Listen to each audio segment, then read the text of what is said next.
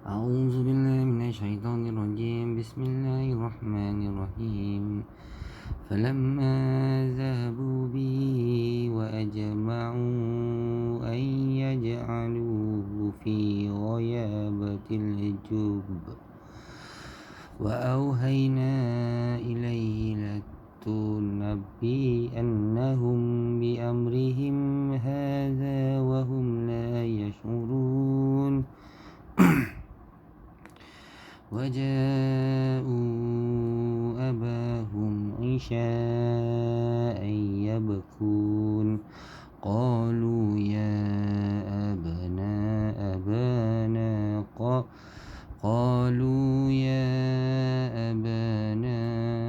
إنا ذهبنا نستبق وتركنا يوسف عند متاعنا فأكله الذئب وما أنت بمؤمن لنا ولو كنا صادقين. وجاءوا على قميصه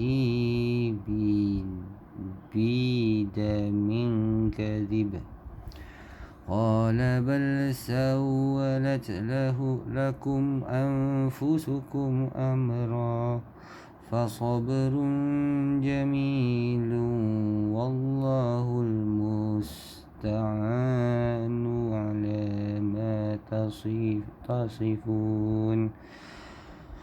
وجاءت سيارة فأرسلوا واردهم فأدلى دلوه قال يا بشرى هذا غلام وأسروه بضاعة والله عليم بما يعملون. وشروه بثمن بخس دراهم معدودة وكانوا فيه من الزاهدين. وقال الذي اشتراه من مصر لامرأته أكرمي مثواه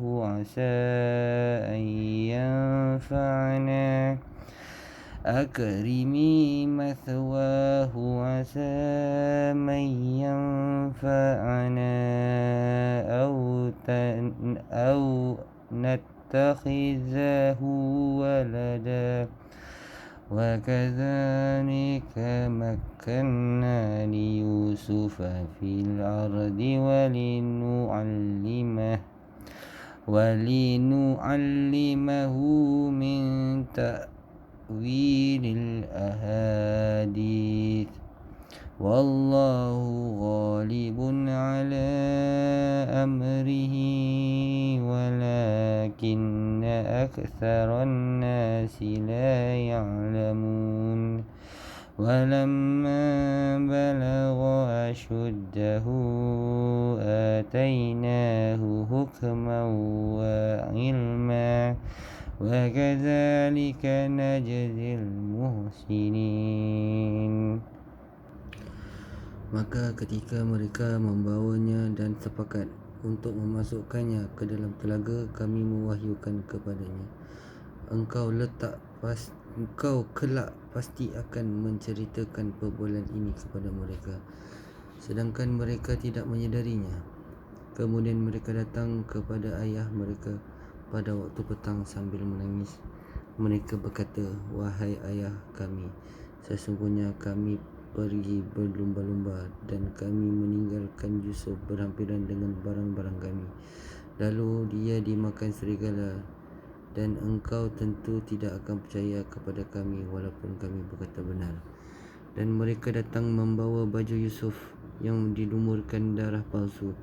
Dia Yakub berkata, sebenarnya hanya dirimu sendirilah yang memandang baik urusan yang buruk itu, maka kesabaranlah yang terbaik bagiku. dan kepada Allah saja aku memohon pertolongannya terhadap apa yang kamu ceritakan. Dan datanglah sekelompok musafir mereka menyuruh seorang daripada mereka mengambil air.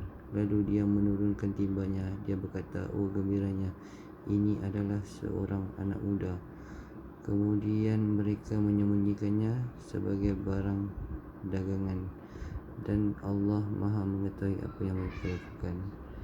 Dan mereka menjualnya Yusuf dengan harga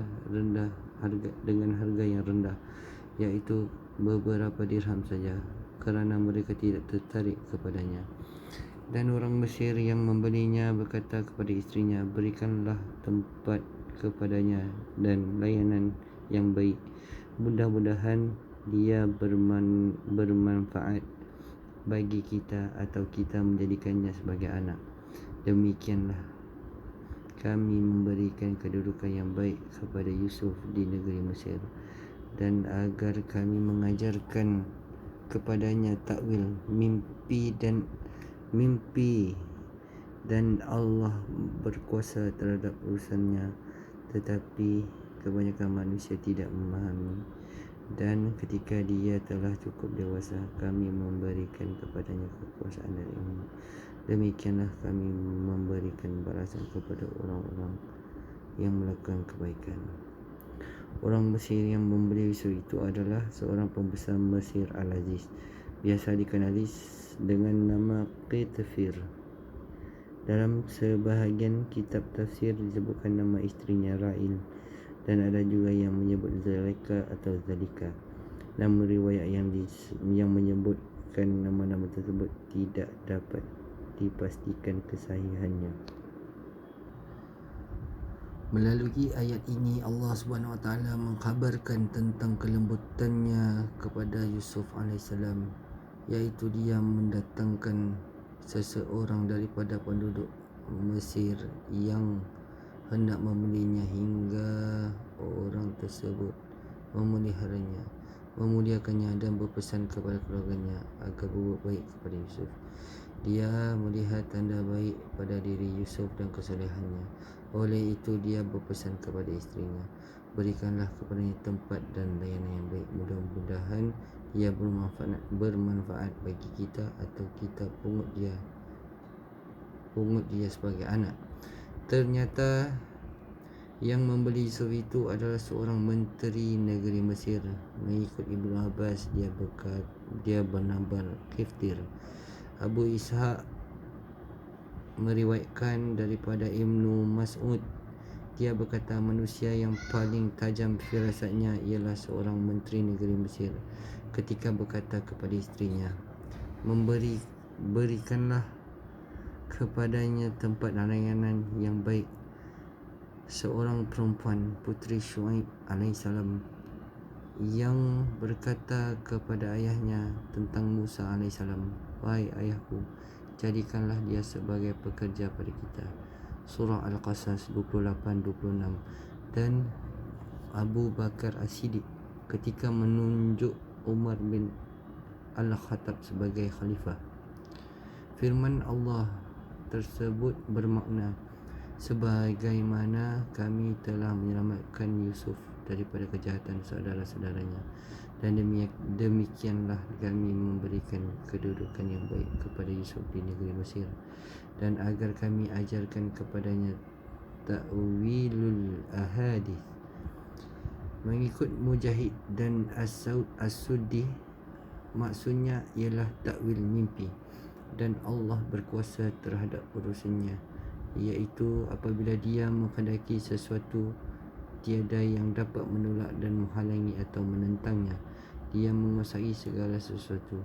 Sa'id bin Jubair menerangkan makna wallahu ghalibun ala amrihi, ialah Allah Maha Kuasa berbuat apa yang dia hendaki.